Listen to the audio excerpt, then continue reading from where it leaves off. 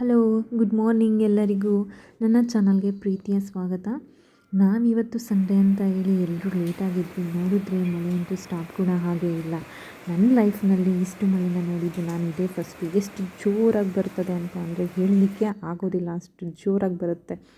ಮತ್ತು ಈ ಚಳಿಲಿ ಎಲ್ಲರೂ ಹೇಳಿದ್ರು ಬಿಸಿ ಬಿಸಿ ತರಕಾರಿ ಪಲಾವ್ ತಿನ್ನಬೇಕು ಅಂತ ಹೇಳಿ. ಸೊ ಹಾಗೆ ನಾನು ಕೂಡ ತರಕಾರಿ ಎಲ್ಲ ಕಟ್ ಮಾಡಿಕೊಂಡು ತರಕಾರಿ ಪಲಾವ್ ಮಾಡಿಟ್ಟಿದ್ದೆ.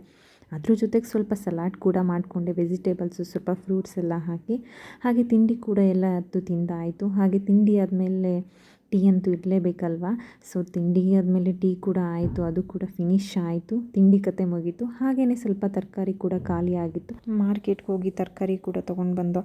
ತರಕಾರಿ ಇದ್ದರೆ ಯಾವಾಗ ಖಾಲಿ ಮಾಡೋದು ಅಂತ ಅನಿಸ್ತಿರುತ್ತೆ. ಹಾಗೆ ಇದನ್ನೆಲ್ಲ ಆರ್ಗನೈಸ್ ಮಾಡೋದು ತುಂಬ ಕಷ್ಟ ಅಂತ ಅನಿಸುತ್ತೆ ನನಗೆ.